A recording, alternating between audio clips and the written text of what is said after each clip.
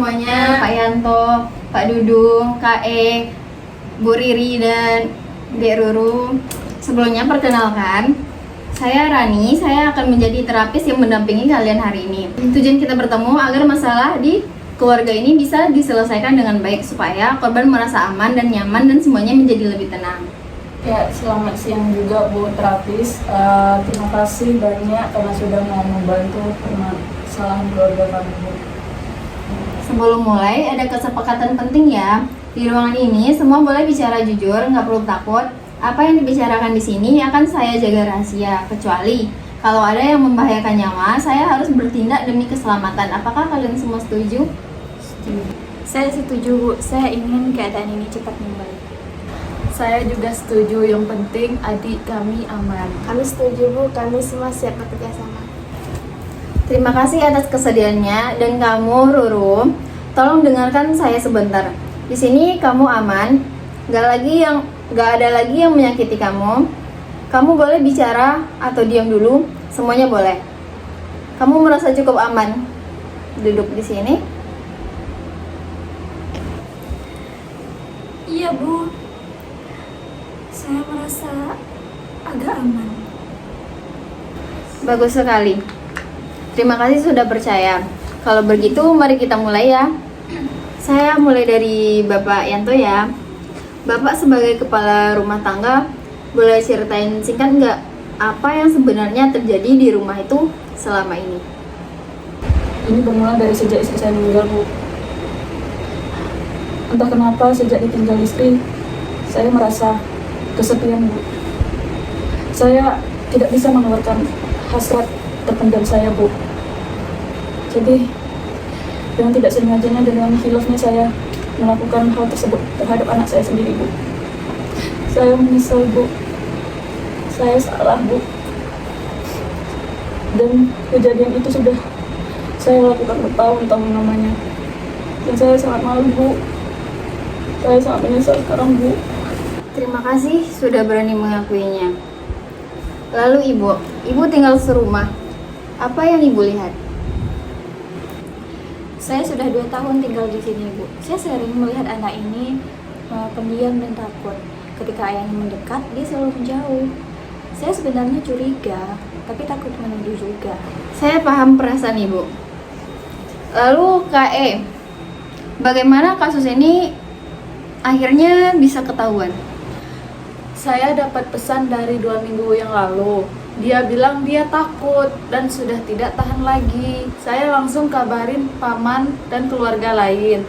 Kami langsung menyusul dan menolongnya. Kami kaget sekali mendengar semuanya. Syukurlah, akhirnya terbongkar juga.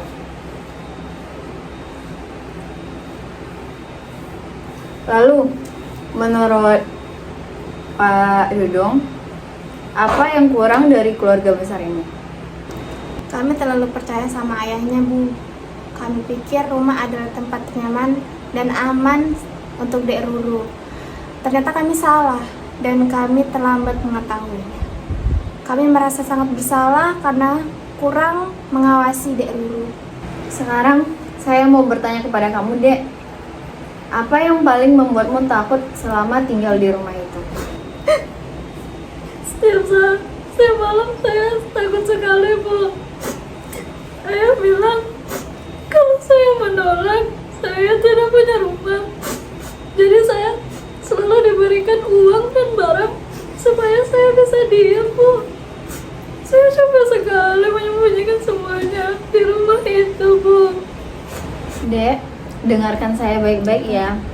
Apa yang terjadi padamu itu sama sekali bukan salahmu. Kamu diam karena kamu takut, dan itu wajar. Ini murni kesalahan ayah, dan kami sebagai orang dewasa yang telah gagal menjagamu. Ingatlah selalu hal itu ya. Terima kasih, Bu. Saya menjadi sedikit lebih lega, Bu. Oke, sekarang saya bicara sama Bapak.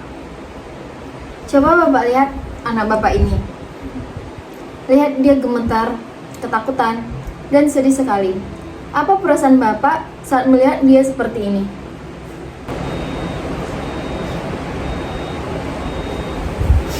Saya sangat pedih, Bu.